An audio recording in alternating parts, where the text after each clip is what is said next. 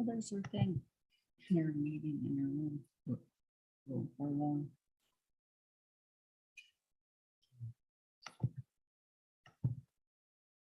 Here's the video should start. Mhm.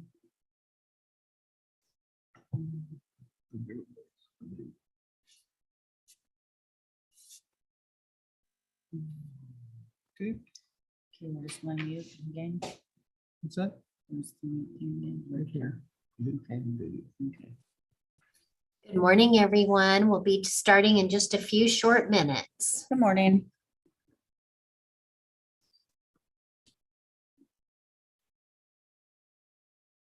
Good morning.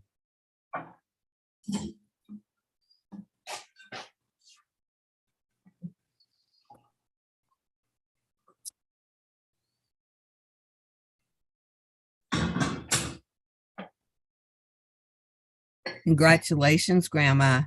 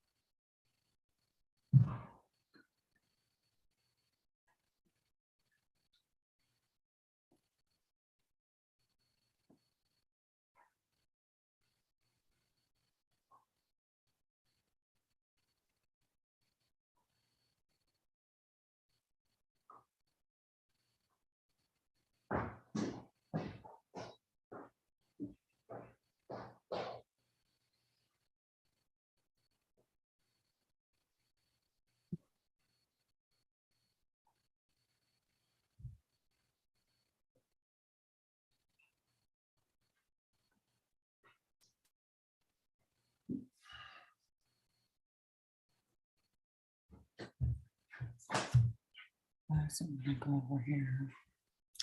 It does that. Don't worry about it. Stay out of Well, how can I stay out of it? Am I supposed to go down here? it. Not too low. Hmm. Don't go down into some Okay. stuff. Okay. Just stay up higher. Okay. Okay.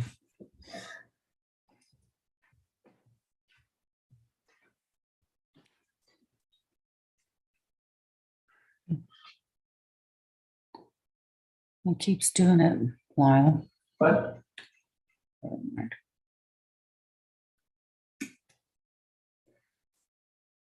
Did I do it? Come here.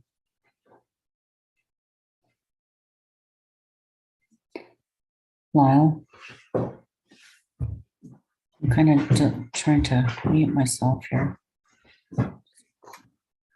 Click one click.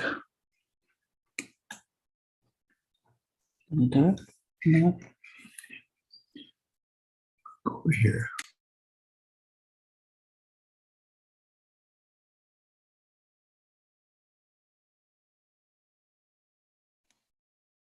Okay. Here's up here.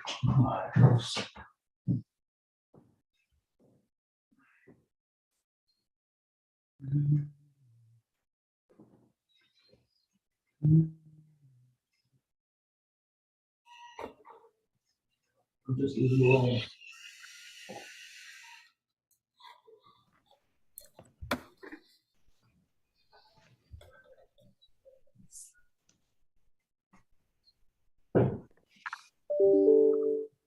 Good morning, all. Morning. Morning. Morning. Hey. 11 participants. Okay, that's much better than last month. All right.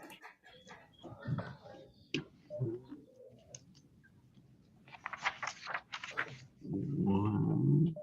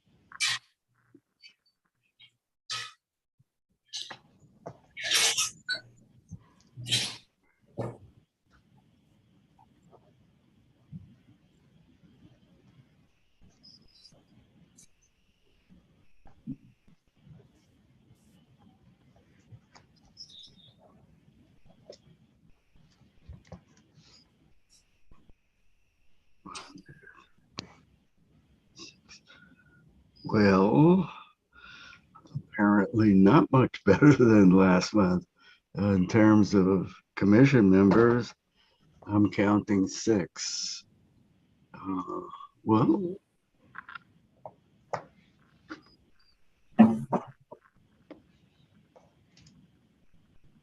We have 7.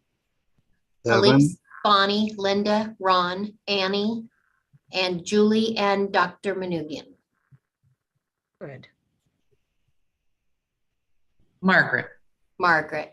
It's hard for me. I know, but it's Margaret. Thank you. 1, 2, 3, 4, 6. Who am I missing? Julie. Okay. Well, we do have a quorum, just barely. We have Alan Scott entering.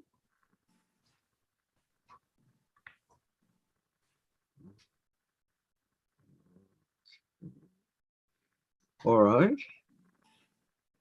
Well, it's a new year. I'd like to call the January 3rd, 2023 meeting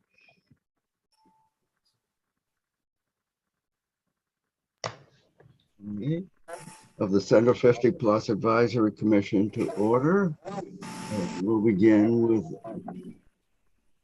attendance. Suzanne, if you can help us with that. Currently, I need a lot of help.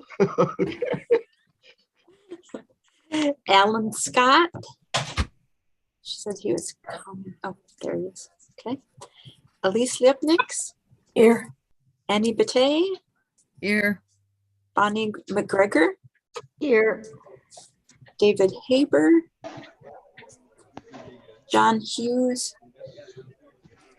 Julie Ludke, Here. Linda Schellenberg, Here. Margaret Manugian, Here. Ron Rubel, I'm here.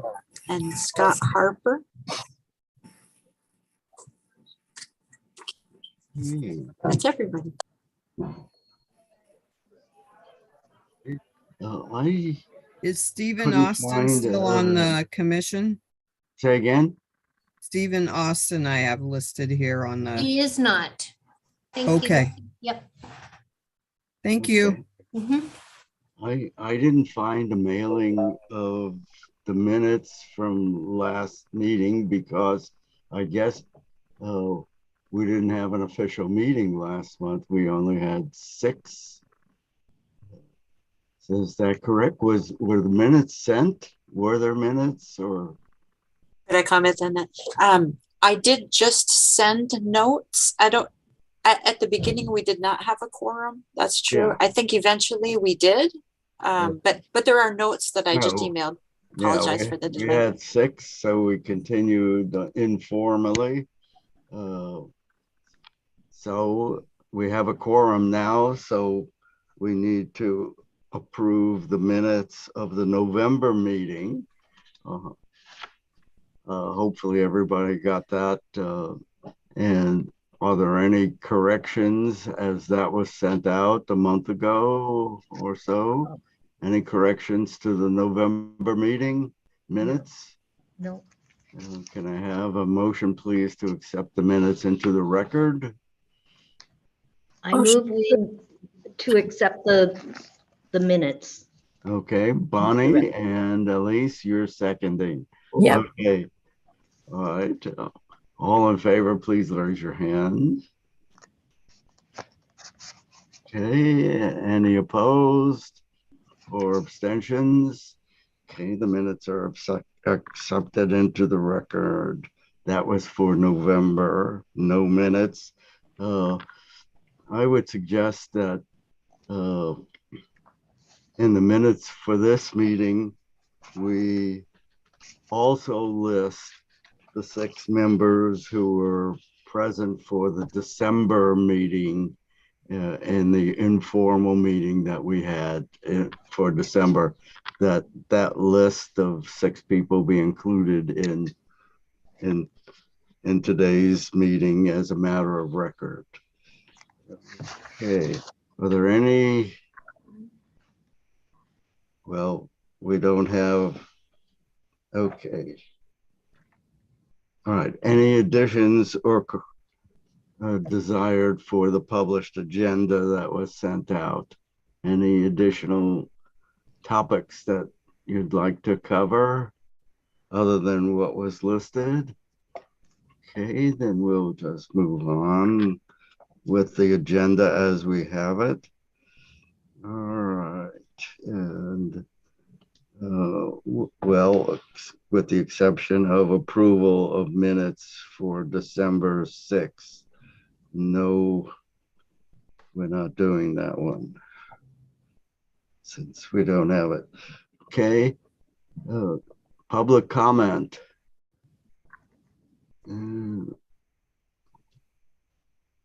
Do we have any public comment? Don't see anybody for that. All right. We'll move on then to the action and or discussion items. And we'll continue once again with the DEI discussion. If you'd like to. I would like to make a motion that or make a suggestion that we move that to the end of the agenda. It is actually not business that we need to have in a public recorded situation. It's going to be an open dialogue as part of our education. Therefore, I think if we could move it to the end of the meeting, we can discontinue the live feed to the YouTube and continue our conversation as a part of our own education. So done, so moved. Okay, to the end of the agenda. Here again. Okay. Watch. we'll proceed then with the election of officers for the new year. Goes down. Okay. Um, It's Anybody interested in being president for this year? I think we already went through this, but not with a full amount.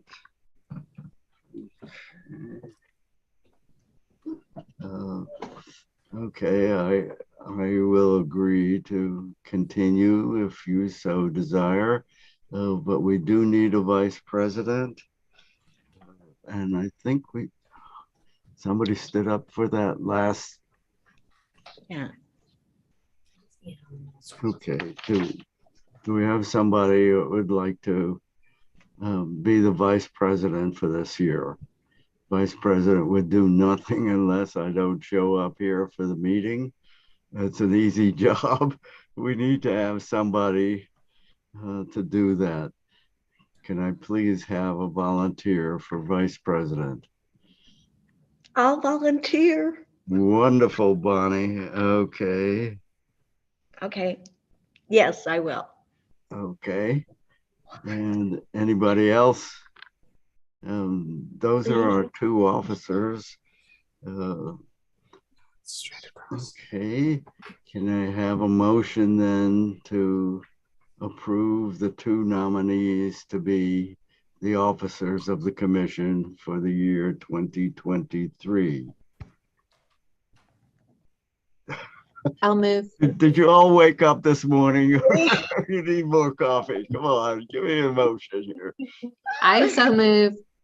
Okay, Julie moved. Okay. All in favor of accepting the two nominees? Aye. Say again. Linda. Yes, Yes. All in favor, raise your hands, please. yes.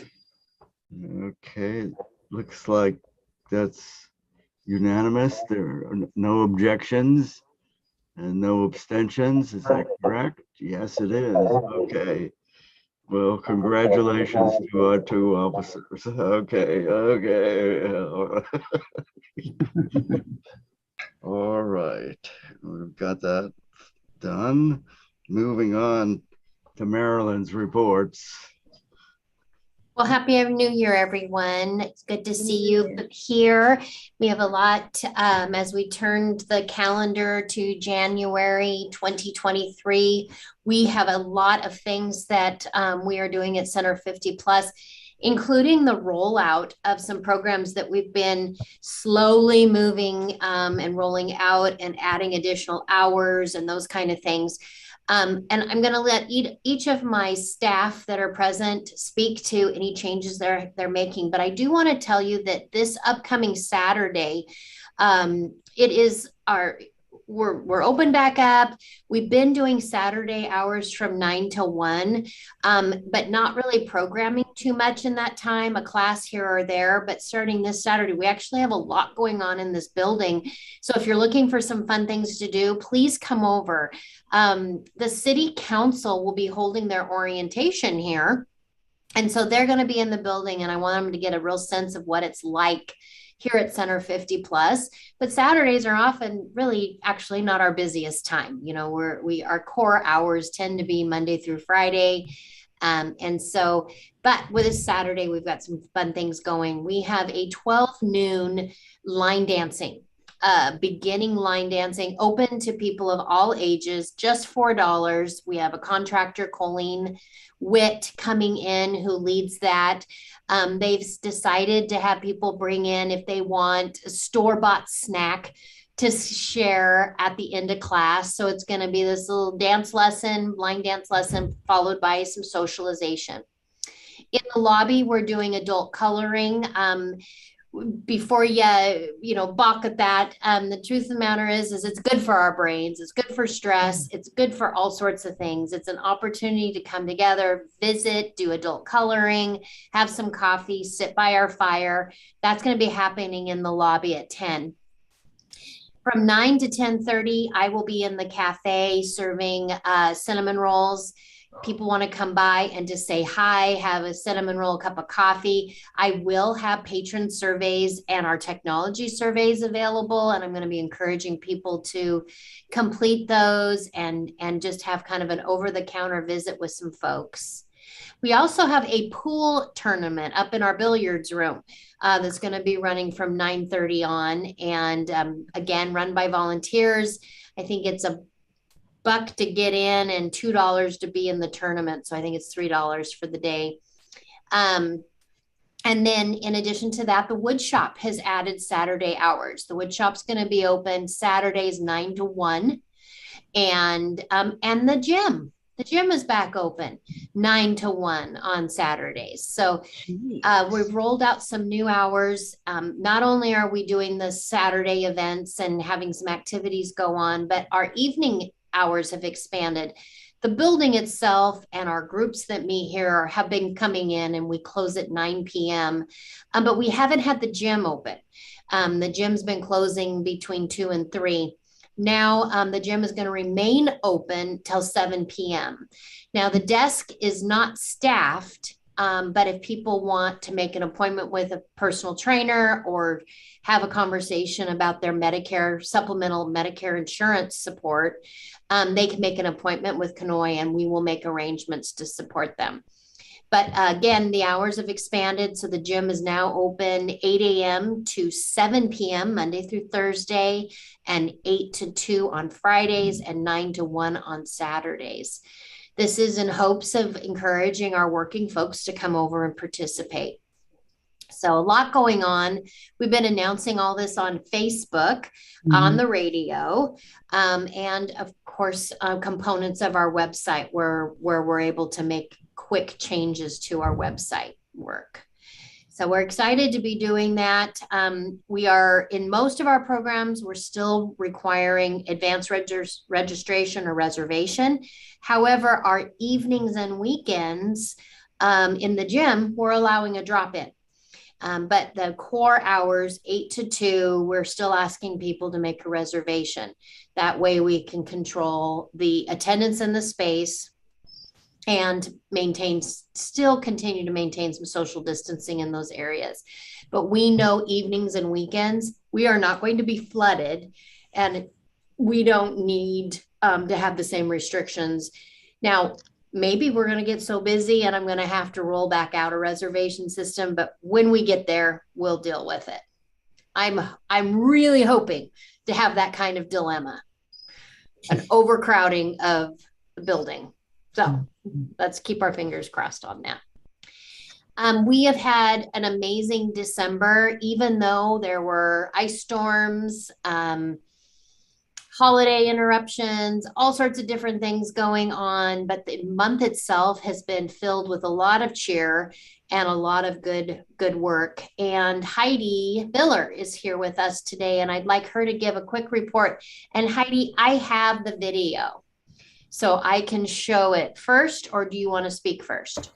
Oh, let's go ahead and show it. I think that's great. All right.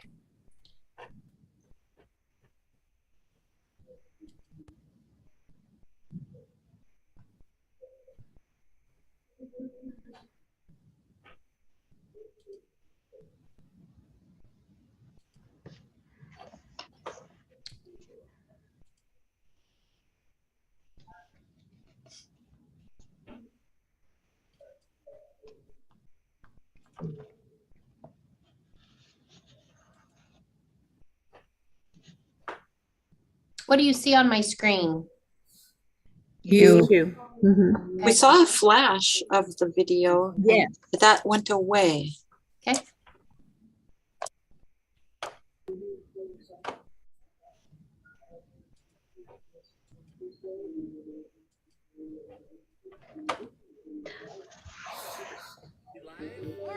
Well, video-ish.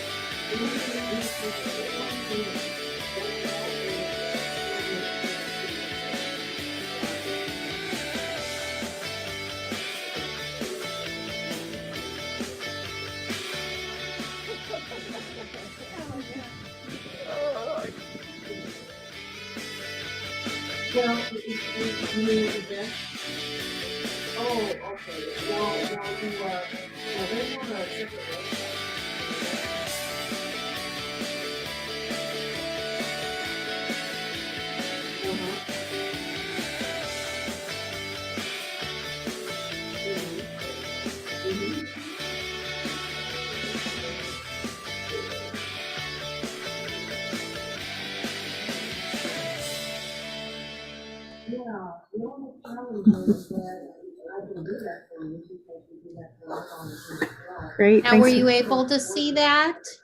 Yeah. Yes. Okay. Great. Heidi, go ahead. Yeah. Well, so that was a lot of fun in the month of December. It's amazing to me. Those little facts at the end might have gone by fast for you. So it's nice to be able to share all the pictures. The big project, of course, was our holiday friendship box. And we delivered over 250 friendship boxes to residents living in community care and nursing environments specifically, this holiday season. And over 1,300 handmade cards to residents living in community care environments, as well as the nursing homes and our friendly caller program, and isolated seniors through our villages network. So that was just an outstanding effort by our volunteer card makers. 1,300 cards is a lot of cards, and they all were very cheery. We also received about 250 handcrafted ornaments from Marilyn, help me with um, the career center's name. I always get that wrong. With Salem Kaiser School District's career. Oh, the CTEC program, the CTEC. Check Center. Yeah. Yeah. CTEC. Mhm. There it is. But they made beautiful wooden handcrafted ornaments, as well as metal ornaments that we included in those friendship boxes.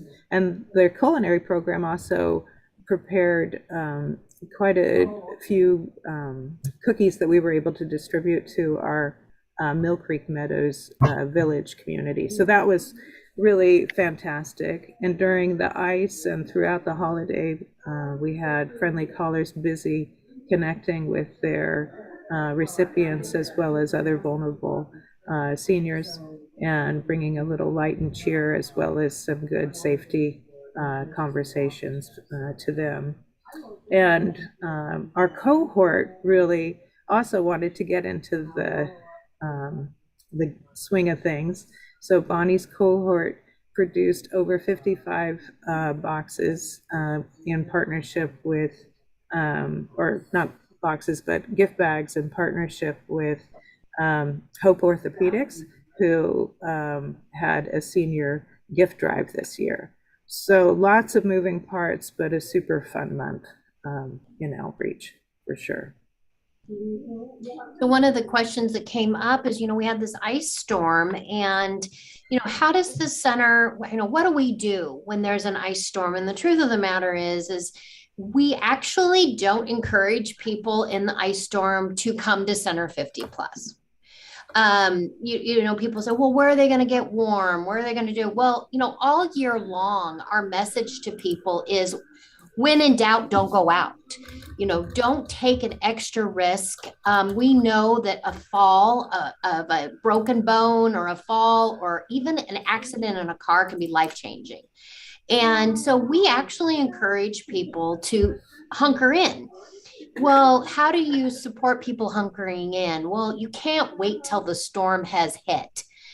We just know that if there's an ice storm and I can't get off my hill and we can't pull out the WOW van, what are we going to do? We have to help people prepare. And Heidi's program and what she oversees with the villages, the friendly caller and the friendship brigade, and even the Fix It Brigade, is about helping people prepare so that when it happens, there's already a plan. So Meals on Wheels, they saw the storm coming. They have shelf-stable meals that go out in the fall every year. And then they went ahead and sent an extra meal on Thursday in preparation, knowing that there was a good chance they weren't going to be able to deliver. So we don't wait till Friday when the ice storm hits and then say, oh, what are we going to do? The same is true with our folks that live independently at home. All year long, Heidi and volunteers have been delivering flashlights, blankets, emergency kits, a 2-week ready program, encouraging people to have their emergency kits prepared and ready.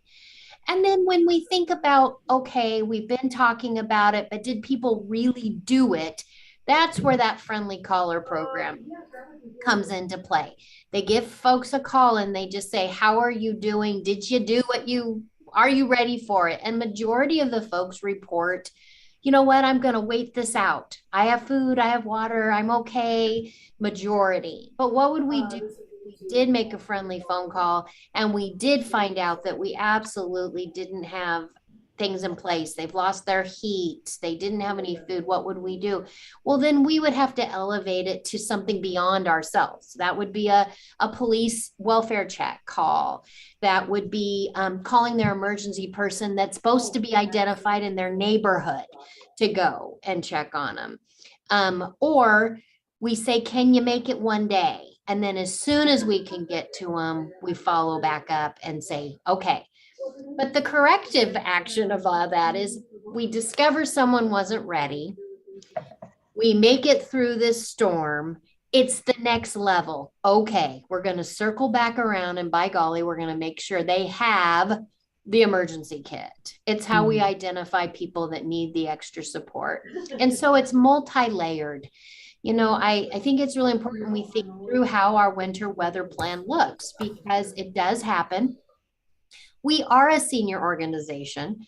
We are a volunteer-driven organization, and we don't want people look to us as an example. We're supposed to model the behavior that we want everyone to follow, which is, should we encourage our volunteers to get in their car and risk their life and limb to come to Center 50 Plus to open up for maybe 3 people that might come play pool that day?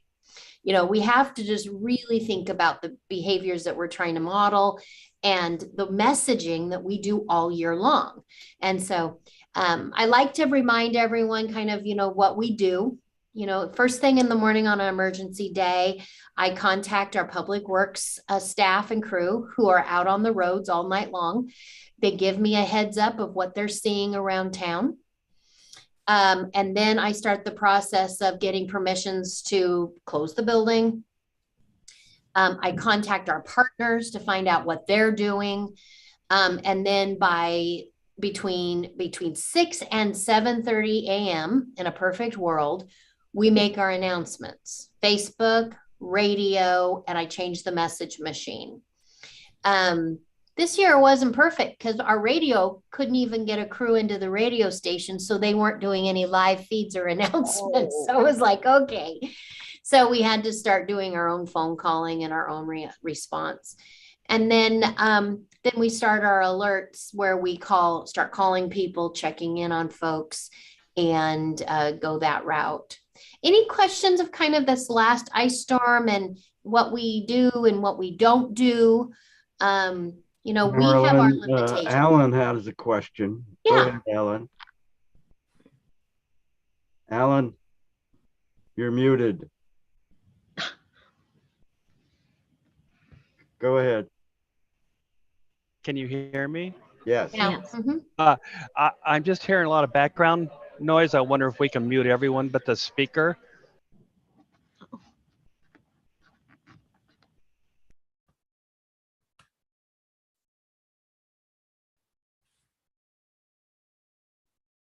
Okay.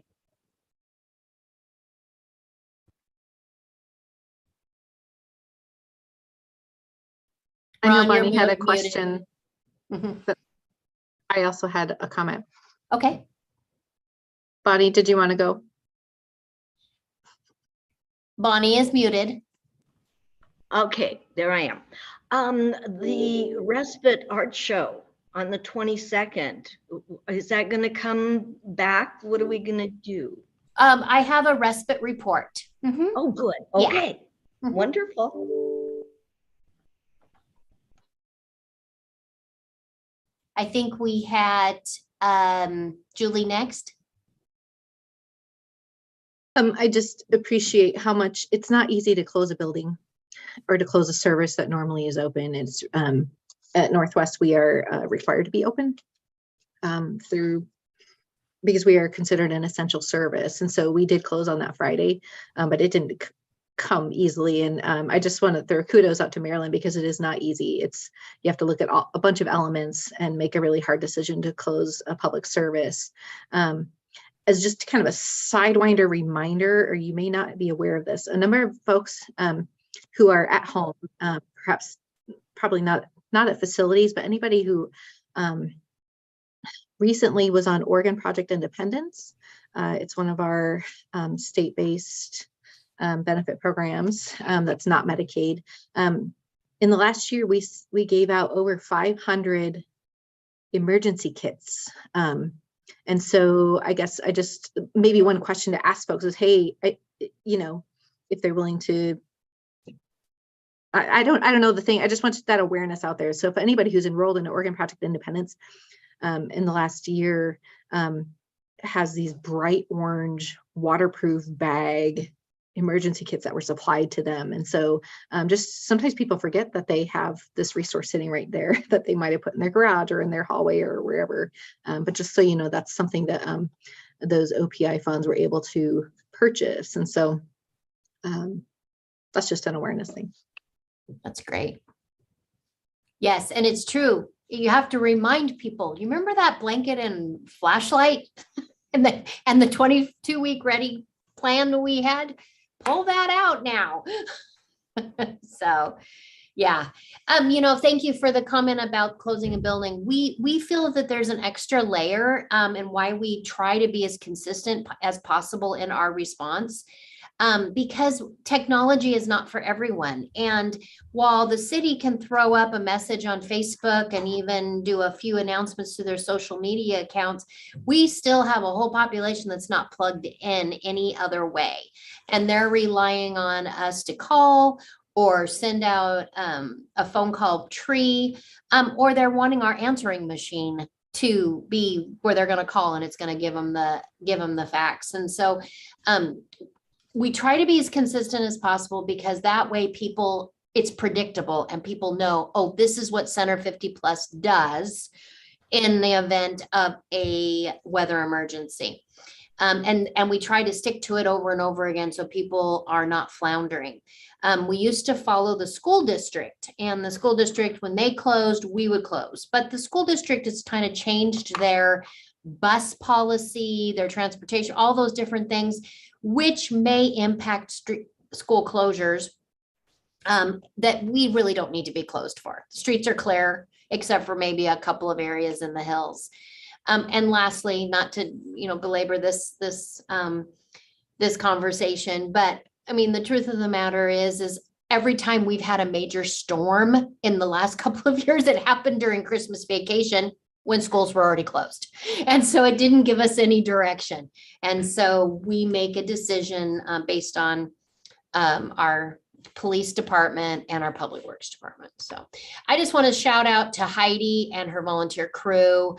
Those numbers that you're hearing, thousands of people received a love and support during the month of December. And for a crew of 1 full-time and 2 very, very part-time people, and then a team of volunteers that are also busy, have had sickness and all these different things, to produce those kind of numbers, pretty impressive. So shout out to Heidi and her team. So thank you, Heidi. Thank you. Absolutely. Next, I just want to go on into Marilyn. Oh, yes. Sorry, Annie. For Heidi. So 250 went out to individuals, and some were in settings, care settings, etc. How is it determined who in those settings receives one of the boxes? Because we certainly have more than 250 people within our area that are in that kind of setting?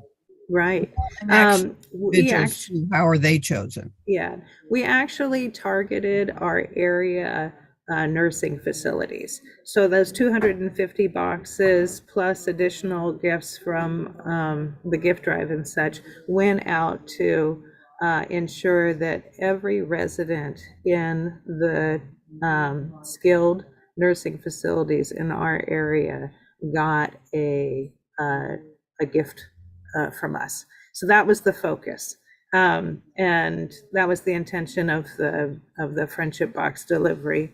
I will say, in addition to that, we did a lovely campaign this year. We have to date raised over $5,300 to support outreach as a result of encouraging people to make a donation to outreach. And for every $30 donated, a friendship box would be delivered to a senior in need. So that was fantastic as well. So I would add, Annie, because I don't think we answered the question. We have 12 partnered facilities that we work with currently. And it's because we have to have a mutual agreement with these facilities. We're bringing in volunteers, we're bringing in gifts. Right. And so we've identified 12 partnerships that we nurture all the time. And we're kind of working this through together. Within those facilities, we work closely with the activity directors, and they give us a heads up on folks that have really no one. They know who has limited family, and then we elevate the attention to those as well. So we work in partnership with those 12 facilities. Okay, because a lot of the facilities have levels of care. And so one facility would have some that are in skilled nursing and others that are not in skilled nursing. That's correct. And as you mentioned, Marilyn, then some who really don't have a support system around them. So, and, some in the skilled nursing might have a wonderful support system around them. So I know it's got to be hard making those choices. And I just wanted to know kind of how it worked. So, yeah. And of course, I trust all of you to make the best choices possible. So thank you. Thank you. I have a question for you, Heidi. Just as a matter of interest, I guess, you said that you participated with 12 facilities. I wonder if you know approximately, I guess, the number of those kind of facilities that we have in the area. Yes, we do. And as a matter of fact, where we were able to deliver the friendship boxes and special attention to our 12 facilities, we actually distributed with our cards to over 17 facilities. So we're always kind of with our card program when we can, that's an opportunity to expand our reach even further. But we have the Retirement Connection always as a resource, and then our senior network as a resource to let us know of the facilities and adult foster homes and the such in our area. Thank you. Is it appropriate to ask to get a list of which 12 are our partners? Absolutely, that's fine. We can do that for you. Okay. It would just be, I find it nice to know, like when Marilyn said they were working with Habitat for Humanity. It's like, oh, okay, well, I'm a volunteer there and I can make sure and compliment them on being a partner with Center 50 Plus. So just a little extra outreach. Thank you. Okay, Bonnie Kadich, are you on here? I am. Let me get my camera on. Here we are in our little room here downstairs. Hi, everybody. With lifelong learning, December is always a short, sweet, and slow month. But it is a powerful one for lifelong learning. We always try to offer at least one arts and craft class for sure. And this year, it was a lovely class called Easy Image Transfer, and it had 16 students in it, which was surprising. But that class was great because it allowed students to make Christmas gifts and holiday gifts. So it was successful in that the majority of students asked for the next level class or for the class to be offered again. So that was a great class for December that we did. That was new for us, new instructor as well. Ukulele, our ongoing class in December, it's a special month for them because our instructors, Janet and Ron, a couple times through the year, they'll bring in a beginner's class. And that sometimes takes a while to find enough beginners to sign up. That's their first goal. After they bring on a beginner's strum ukulele class, she kind of needs to build them confidence and keep them together and let them know that they're doing well, and then they're hooked. So December this year, she was able to graduate that beginning ukulele class proudly. They're always very proud to announce that they graduated to intermediate. So that was a nice big class of 20 students in intermediate strum. So we had beautiful music throughout December, which is always a treat for us. So that happened in December.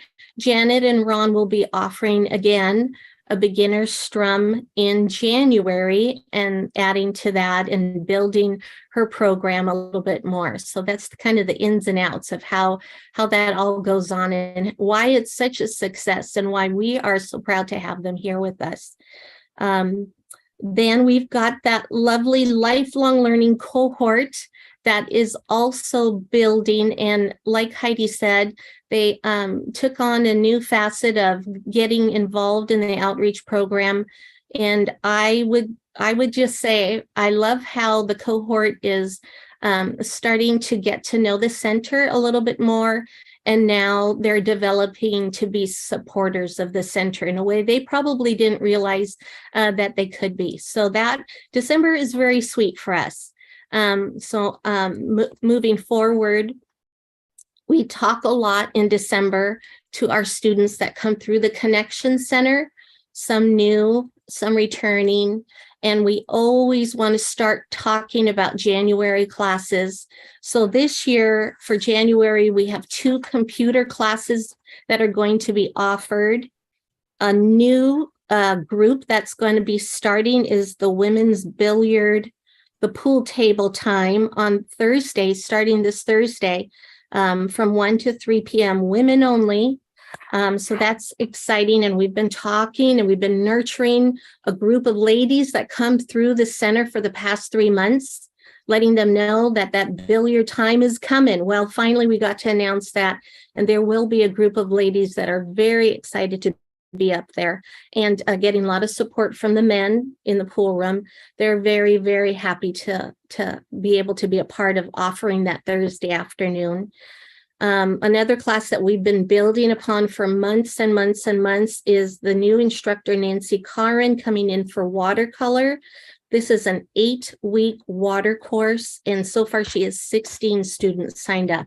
So lots of downtime in December, but lots of building time that we need to keep the lifelong learning program going.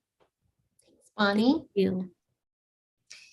I had a question about the respite program. We were supposed to have a holiday open house as well as an art show, and we are going to do it a little different because of the snow and ice storm. We've rescheduled. It's actually going to be up the entire month of January, starting next week. There'll be an art exhibit of all the work that they did in the respite program, and then they're going to have a coffee and cake social at the end of one of their respite day program days and invite in caregivers. So it will be on display, and we're going to do like a month-long exhibit. So it'll be very nice and people can come and see their work. Respite has been very good. We had 79 participants, and we had an average daily attendance of 9. And then that does not include our time with friends, which had an additional 25 participants. So close to 100 participant spots were a part of our program in the month of December. We're partnering with Elise at Alzheimer Association to be starting a caregiver support group. This will be starting this month. And so we're working through the details of that. In terms of our respite program, we're going to continue to do our family caregiver classes and then add the support group. So we're building on that program as well. Now, we do have some other really cool community building exercise activities coming up. One I want to tell you about is we have every Wednesday night for the month of January, starting next Wednesday, we have a happy hour lecture series called How to Retire and Live the Life You Want. And every Wednesday, we're addressing another topic. The first topic is going to be right sizing.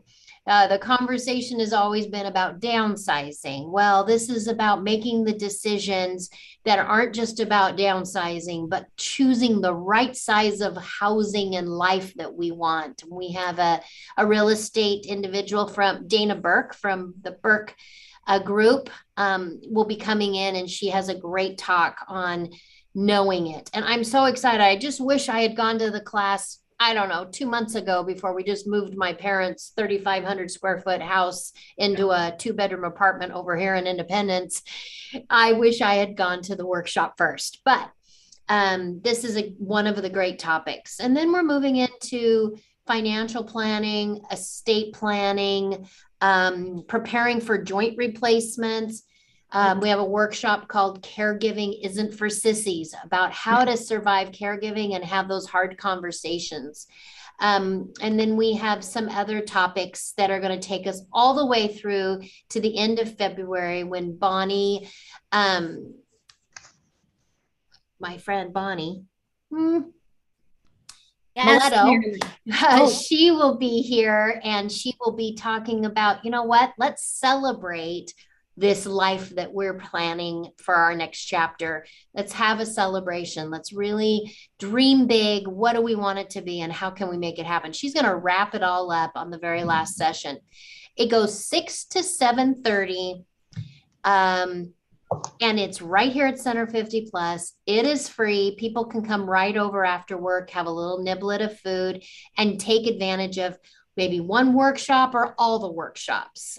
This used to be our retirement retreat, used to be a day-long activity on a Saturday here at Center 50 Plus, and we've gotten feedback that people didn't want to spend their whole Saturday with me anymore when they've worked all week, and they didn't need all the topics. And so we're going to try this. We're going to try a happy hour lecture. So we're excited about that. The other thing that we are kind of working out is some of our conferences that we're bringing back in the spring, like our women's conference, our Spring Chick Women's Conference will be happening in April. And then we're bringing back Boot Camp for the Brain, our 3-night, 4-day boot camp for the brain, partnering with our great friends at Western Oregon. And we're going to be bringing that back. So, you know, things are starting to roll out and we're starting to get some great things on the calendar. And we're very excited about that. So, I don't know if you've been reading the newspaper or if you've just been speculating, but Center 50 Plus, the city of Salem as a whole, has some new leadership. We have a brand new city manager. He comes from Olympia, Washington, fantastic, has great vision for the city. We have a fairly new city council. We have a brand new mayor, although Mayor Hoy has been around and been on council and has great experience. He is our new mayor and we're getting to know him. And a lot of things are going on. And it is Center 50 Plus has been located in Public Works Department since 2009. and which has always been kind of an interesting spot to be. I've been with streets and road construction supervisor, and then now I'm in the director's department in administration.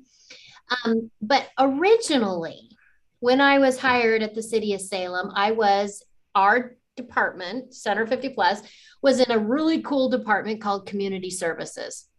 And in community services, we had park and recreation, we had neighborhood services, we had human rights, Center 50 Plus, and the library. Great department. I always kind of felt like we were like the cheerleading squad for the city of Salem. All the cool things that felt good and built community we were a part of. Well, they closed that department in 2008-9, and we've kind of popped around a little. I was in the city manager's office and then settled in the public works department. Well, Center 50 Plus, through this new leadership, they're bringing back a department that looks like community services again. And the players in this include Center 50 Plus. Yay. It includes the library and parks and recreation, neighborhood services, and the homeless, the unsheltered program. And of course, some of the things that go with that, I think I said Parks and Rec, but what is so exciting is everyone I just listed, we already work with. We already partner with each of those departments. Right now, we're just having to go over a couple of fences to get to them. Now we're going to be at the same table, and it's very exciting for us to see how we can partner with Parks and Rec deeper. The work we're doing with villages, how we can work better with our neighborhoods, our youth, our youth sports and our parks and recreation. I mean, you and I, you've heard me say, we want to be in the parks. I want to program in the parks for our seniors. There's going to be some new opportunities. So while we're figuring all this out, I don't have my new supervisor yet because they're hiring, in the process of hiring, and that's a ways off and will probably be more a part of our budget time in July. But the truth of the matter is there's some really cool actions going on. For example, we are going to be hosting a program called Generations to Dinner. And it is a intergenerational dinner of like 10, 12 people.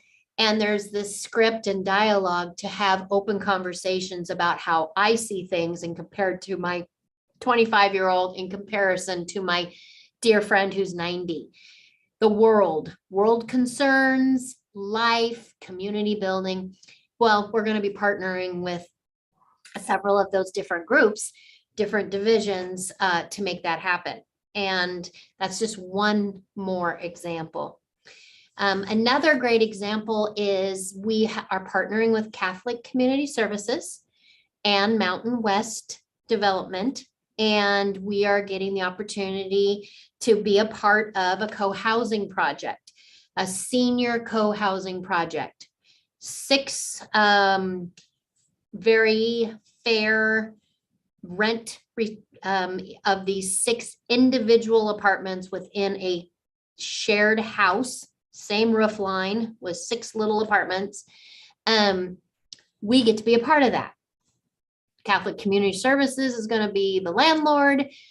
Mountain West is going to be the developer and the builder, and Center 50 Plus is going to be the guts, the relationship building, the activity, how does this work, bringing people together to create family and community.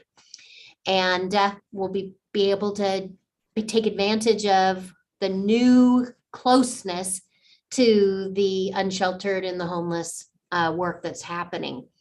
So just a few examples of, I feel very hopeful and positive, kind of returning back to my roots, which I think is always a comfortable place to be. More to come because it's all still being worked out. We don't know all the details, but we do know that I'm going to get to work more closely with a couple of those great leaders in those divisions, and that'll be in the future. So any questions or comments or anything on that kind of bit of information? Bonnie? I'm excited. I'm really excited about that. It's just like broadening our horizons, like, whoa. So that's exciting. So yeah, I wish I had more time. There's so much to do. So okay. Yes, very good. Well, Bonnie, did you want to make a quick announcement about your jam sessions? Yes, it'll be the third Saturday of the month, and we'll start off with, it's kind of, I'm inviting musicians. We've got guitar players, we've got bass players, right now mainly just strings, couple of vocals, but it's a jam session for people to come and hopefully be able to come and listen and maybe do some dancing. But the musicians, we get together and it provides some really good music, and we perfect our skills too. So, but it's a joy. I'm thrilled that we're able to do it. Thank you, Marilyn. It's going to be fun. What time? It'll What be time? from it'll be from 10:30 to 12:30. We have to be out of the building by 1, and it takes a lot of moving. But yeah, I think it'll be great. So let's hope for too many musicians now you can't have. So well, it'll be fun. Yeah. So, and we'll have cookies and coffee. And I'm going to put out the big pay it forward kindness, random acts of kindness, and kind of get the word out so that they'll maybe contribute that way.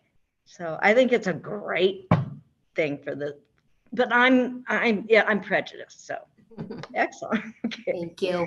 You're just going to hear all sorts of volunteers stepping forward to start these groups, to gather people together in informal ways. I don't want to forget, though, in February, we are hosting here at the center with Neighborhood Services, the Latinx Resource Fair, the Spanish-speaking Resource Fair is what they're calling it. It'll be here in the evening. They chose the time. It's all evening long. I don't know all the resources that will be here. Irma from Neighborhood Services is coordinating it, but I'm very excited they're using our building. I'm very excited that we'll have families coming into our building and we'll have a chance to be seen and share what we have available. And I know Heidi is working to get some of our things in Spanish translated, as well as someone at the table that can answer questions and just be available. So working on that. So we're excited.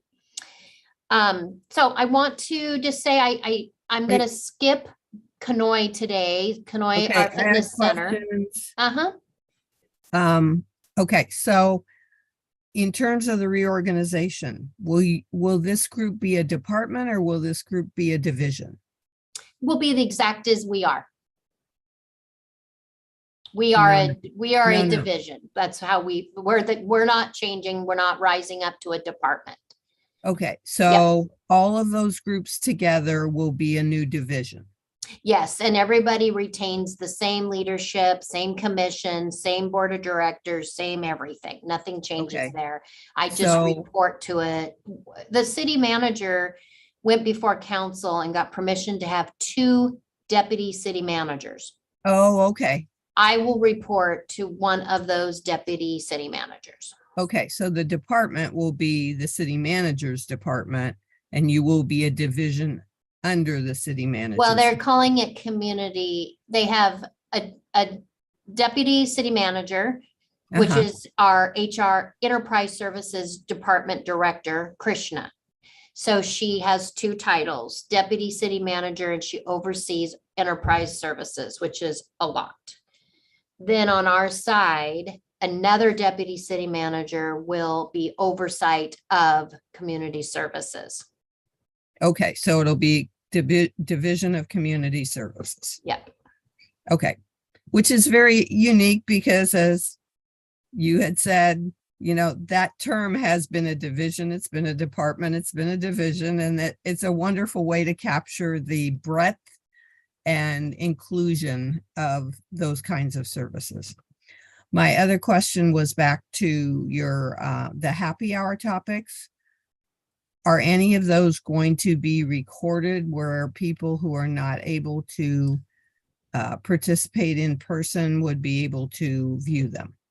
I don't think this one will. This is the design of it, we don't have it set up to be effective with the Zoom. However, the topics that are being gathered have been recorded, like Kathy Belcher's class. She's done it before. We can do it again. So most of them is just a grouping for time and place, but the topic itself is not new. So we will make, there are those recordings or will be recordings in the future. Okay, thank you. Yeah. Because sometimes there are folks who can't make it to the center. I know. And the problem, and I know you can't do it all at once. Well, what the problem we're having is we really want these to be open dialogue, and we have not mastered the technology of in-person dialogue and Zoom dialogue interaction. It's like we have two separate groups functioning. And for this one, I think we're going to focus on people being together in a reception-like environment and asking questions in an informal setting. And we can do the classes themselves in a more structured, filmed Zoom kind of thing. I might be able to video it. I'm just not sure it's going to be as effective as for someone to watch. But let me think through that. Thank you. Good thought. Thanks. I won't be Zooming it, I guess, is my big answer, but I could record it. Okay. Thank you. Marilyn? Marilyn, the premise of the TED Talks is it's videoed and then there's a discussion afterwards, but it's a good, you're able to see the Zoom, the discussions. So there's a benefit to recording it, definitely. So the TED Talks are not recorded? Not, the TED Talks are. And there's a group the TED Talk, they watch a video together, but the actual conversation is not set up with people dialoguing. Right. It's an open conversation. But I've been able to see TED Talks that just informative, and it offered a whole lot of information. So having it available is really good. Okay. Okay, well, that's all I have. I was just gonna say, Kanoi has been, she's turning the page, she's getting geared up for everybody to fulfill their New Year's resolutions and, you know, drop 50 pounds in 14 days or some crazy thing everyone comes in asking about. But I will have a really great report from Kanoi next month. Okay, thank you, Marilyn. We can then move to our last topic, which will be the continuation of the DEI discussion. So I'm gonna go to my computer and turn off the YouTube feed. I just want to remind everyone while I'm doing that, the conversation was to identify those people in your life you trust more and the characteristics of them that make you drawn to them.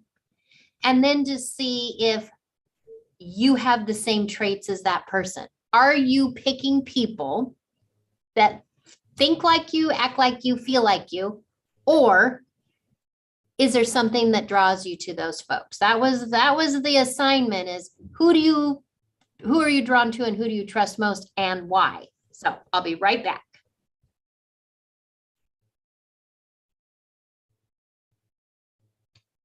Okay.